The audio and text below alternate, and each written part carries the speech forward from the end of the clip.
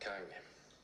För hennes intensiva poetiska prosa som konfronterar historiens trauman och blottlägger 웬일이야 한강. 한강이 한국인 작가로는 최초로 노벨 문학상 수상자로 선정되자 주요 외신들도 발빠르게 이 소식을 전했습니다. 그리고 이 중에서도 일본 쪽의 반응은 더욱 볼만했는데요. 10일 스웨덴 할리먼이 한강을 노벨 문학상 수상자로 발표하였고, 이 수상은 세계에서 점점 더 커지고 있는 한국 문화의 세계적 영향력을 반영해주고 있습니다. 봉준호 감독이 영화 기생으로 오스카상을 받았고, 넷플릭스 드라마 오징어 게임도 넷플릭스 드라마 역사상 희대의 초대박 흥행을 거두었으며, 그룹 방탄소년단과 블랙핑크 등 K-팝의 입지는 날이 갈수록 더 커져가고 있는 가운데 이제는 한국 문학마저 세계의 중심에 우뚝 서게 된 것입니다. 뉴욕타임즈는 올해 유력한 수상 후보로는 중국 작가 찬쉐 등이 거론됐었다는 점을 언급했는데, 이에 한강의 수상은 그야말로 서프라이즈라고 전했습니다. 실제로 한강의 수상은 국내에서도 쉽게 예상하지 못했죠. 국내 출판그룹인 미음사는 이번 노벨문학상 발표를 실시간 라이브로 중계하다 갑자기 한강이라는 이름이 난데없이 튀어나와 처음에는 상황조차 제대로 인지하지 못했는데요. 한강이 공식적으로 노벨 문학상을 받았다는 사실을 깨닫자 그제서야 믿기지 않는 사실에 모두가 환호하며 물개박수를 쳤죠. 이 역사적인 순간에 대중들의 반응은 더욱 뜨거울 수밖에 없었는데, 그 중에서도 일본 측의 반응은 더욱 재밌었습니다. 일본을 대표하는 소설 작가인 무라카미 하루키는 우리나라에서도 그 이름이 유명할 정도이고, 일본 측에서는 매년 노벨 수상 시기가 다가올 때마다 무라카미 하루키의 수상 가능성을 진지하게 점치기도 했죠. 그만큼 일본에서 가장 높이 평가받고 영향력이 높은 문학가이기 때문인데, 그럼에도 불구하고 노벨상과는 인연이 없는지 매번 수상에서 제외되기 마련입니다.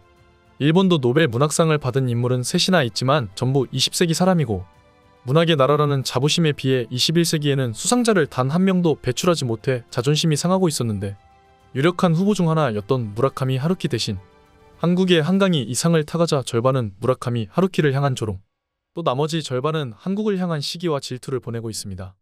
일본의 한 언론은 한강의 노벨 문학상 소식을 대대적으로 보도하며 무라카미 하루키 씨 수상, 이 아니고 한국의 한강 씨가 상을 가져갔다며 조롱했고, 한 네티즌은 무라카미는 야설 보따리꾼에 불과해서 상을 받을 수 없다며 놀렸을 정도이죠.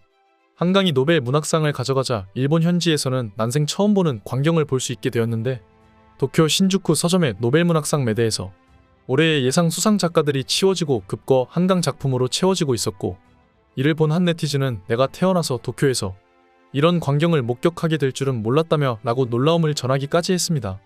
일본의 몇몇 극우 네티즌들은 한강의 수상 소식을 들으며 아니나 다를까 평소와 같은 태도로 한국이 노벨상을 매수했다와 같은 얼토당토 않는 음모론을 퍼뜨리고 있지만, 한강은 일본 소설 매니아 사이들에서도 아주 인기 있는 작가라고 볼 수 있습니다. 할리먼은 한강을 향해 역사적 트라우마에 맞서고 인간 삶의 연약함을 드러낸 강렬한 시적 산문이라고 선정 이유를 밝혔다. 실제로 그녀의 인생사는 굴곡이 가득했고, 특히나 폭력과 상처라는 인류 보편적 고민을 작품으로 그려내 육체와 영혼, 산차와 죽은 자 간연결의 독특한 인식을 가진 실험적인 스타일의 현대 산문의 혁신가가 되었죠. 한강은 1970년 한국의 남쪽 도시 광주에서 태어났습니다. 그리고 그녀는 훗날 한국 문학계를 뒤흔들고 세계 문학의 새로운 지평을 열 작가가 되었죠. 그리고 2014년 한강은 자신의 가슴 속에 깊이 새겨진 광주의 아픔을 소설로 풀어냈습니다. 그것이 바로 소년이 온다라는 작품이죠. 소년이 온다는 단순히 과거의 사건을 재현하는데 그치는 소설이 아닙니다. 전문가의 평에 의하면 이 작품은 우리에게 현재와 미래를 위한 성찰의 기회를 제공하고, 우리는 어떻게 살아야 할까? 어떻게 해야 더 나은 세상을 만들 수 있을까? 이 질문들에 대한 답을 찾는 과정이 바로 이 소설을 읽는 또 다른 의미가 될 것이라고 말했습니다. 그리고 한강의 대표작 중 또 다른 하나를 꼽으라면 단연 채식주의자를 빼놓을 수 없겠죠. 이 작품은 2016년 맨부커 인터내셔널상을 수상하며 전 세계적으로 큰 주목을 받았는데, 이 작품은 폭력에 대한 거부감을 극단적인 방식으로 표현한 작품이라고 할 수 있습니다. 이 소설의 또 다른 특징은 서술 방식에 있는데, 소설의 주인공인 영예의 이야기가 세 부분으로 나뉘어 있고 각 부분이 다른 인물의 시점에서 서술됩니다. 영예의 남편, 형부, 그리고 언니, 이들의 눈을 통해 우리는 영예의 변화를 다각도로 바라보게 되죠. 특히 흥미로운 점은 영예의 극단적인 선택이 주변 인물들에게 미치는 영향입니다. 한 사람의 변화가 어떻게 주변 사람들의 삶을 뒤흔들고 나아가 사회를 변화시키는지를 세밀하게 보여줍니다. 이를 통해 한강은 개인과 사회의 관계, 그리고 변화의 연쇄 반응에 대해 깊이 있는 통찰을 제공했죠. 채식주의자는 단순한 소설이 아니라고 사람들은 말합니다.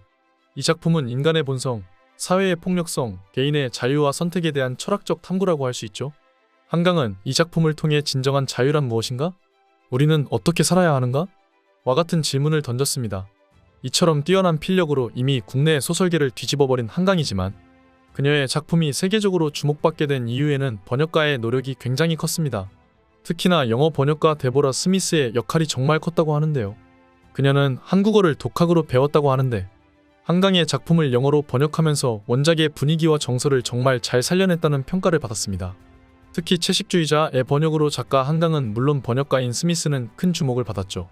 한강의 섬세하고 시적인 문체를 영어로 옮기는 게 쉬운 일은 아니었을 텐데 스미스는 이를 멋지게 해내면서 덕분에 영어권 독자들도 한강의 작품 세계에 깊이 빠져들 수 있었던 것입니다. 이처럼 스미스의 번역 덕분에 한강의 작품은 세계적인 주목을 받게 되었고 이는 한국 문학의 위상을 높이는 데도 큰 역할을 했습니다. 그동안 세계 문학계에서 조금은 변방에 있었던 한국 문학이 드디어 중심으로 들어서는 계기가 된 것이죠. 하지만 아무리 뛰어난 번역가라도 원작에 힘이 없다면 그 작품을 빛나게 할 수는 없습니다.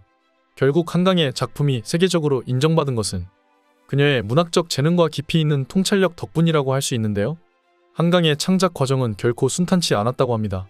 특히 소년이 온다를 쓸 때는 정말 힘들었다고 하는데요. 한 인터뷰에서 한강은 이렇게 말했어요. 하루에 길어야 서너 문장을 쓰는 게 다였던 날이 부지기수였어요. 상상이 가나요? 프로 작가가 하루 종일 앉아서 겨우 3문장을 쓰는 모습을. 그만큼 이 작품을 쓰는 일이 그녀에게는 큰 고통이었던 거죠. 한강은 이 작품을 위해 광주민 주화운동에 대한 역사 자료를 꼼꼼히 살펴봤다고 합니다. 그 과정에서 그녀는 끔찍한 악몽에 시달리기 시작했고 어떤 날은 집단 학살이 벌어질 것이라는 소식을 듣고도 아무것도 할 수 없다는 무력감에 괴로워하는 꿈을 꾸기도 했고 또 다른 날에는 타임머신을 타고 1980년 5월 18일로 돌아가려 애쓰는 꿈을 꾸기도 했다 합니다. 한강에게 글쓰기는 단순한 창작 활동이 아니었습니다. 그것은 역사와 개인의 아픔을 직면하고 치유하는 과정이라고 볼 수 있죠. 한강은 이렇게 말했습니다. 저는 제가 쓴 글이 누군가에게 작은 위로가 되길 바랍니다. 그것이 제가 이 고통을 감내하는 이유예요. 그녀의 이런 진심이 독자들에게 전해져서 많은 사람들이 그녀의 작품에 깊은 감동을 받는 것 같습니다. 앞으로도 한강의 문학은 계속해서 우리에게 깊은 질문을 던지고 우리를 성찰하게 만들 것 같은데요.